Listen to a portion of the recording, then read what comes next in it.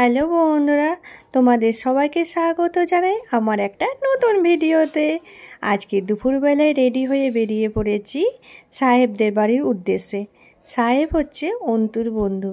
তো সাহেব নতুন বাড়ি তৈরি করেছে, তার গৃহপ্রবেশে যাওয়ার জন্য আমরা চারজনেই বেরিয়ে পড়েছি। আজকে আমাদের পুরো ফ্যামিলির নিমন্ত্রণ আছে। গৃহপ্রবেশে পূজা করা একটা পবিত্র অনুষ্ঠান।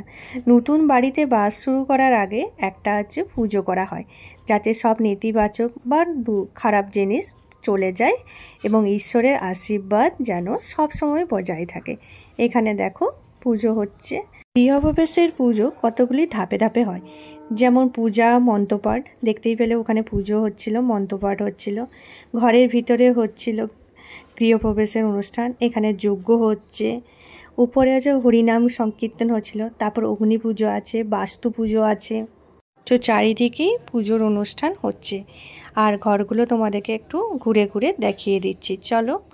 আর আমার তো বেশ লাগছিল। প্রতিটা ঘর এত সুন্দরভাবে সাজিয়েছে, আর চারিদিকে ব্যালকনি। আর যেহেতু ফাঁকা জায়গা আছে, তো হাওয়া তো প্রচুর আসছে। দেখো চারিদিকে কি সুন্দর ব্যালকনিটা, আর মেঘলা আকাশ। আশা করি আজকে বৃষ্টি যেন না হয়, কারণ বৃষ্টি হয়ে গেলে এত অনুষ্ঠান, এত লোকজন, সব কিছুই যেন বৃথা হয়ে যাবে। মানে কষ্টটা হবেই বৃষ্টি হলে। আর চারিদিকটা দেখো, বেলকনিতে দাঁড়িয়ে দাঁড়িয়ে তুলছিলাম ছবি। আর চারিদিকটা ঘরটা এত সুন্দর যে চোখ ফেরানো। প্রত্যেকটা রুম এত সুন্দরভাবে সাজিয়েছে। আর খাবার দাওয়া ছিল সত্যি খুব সুন্দর। প্রথমেই পোলাও, চানা পনির আর আলু ভাজা দিয়ে দিয়েছে। তো আমার তো পোলাও খেতে ভালোই লাগে, তাই আমি তো পোলাও পেয়ে খুব খুশিই হয়ে গেছিলাম। তারপর দিয়ে দিয়েছিল সাদা ভাত, ডাল, আর এখানে শুক্তো আর আলু পোস্ত। আলু পোস্ত মেখে ভাত খেতে আর ডাল দিয়ে, মানে একটা আমাদের বাঙালিদের আলু পোস্ত ভাত হয়ে গেলে আর কিছু চাই না, সেরকমই মনে হচ্ছিলো। আর রান্নার টেস্টগুলো এত সুন্দর করেছে যেন মুখে এখনও লেগে আছে। তারপর ছিল পায়েস, পাঁপড় আর চাটনি। পায়েসটা খুব সুন্দর করেছে, মানে প্রত্যেকটা খাবারই খুব সুন্দর করেছে। মিষ্টি ছিল, কিন্তু আমি তো মিষ্টি খাই না, তাই মিষ্টিটা নিইনি।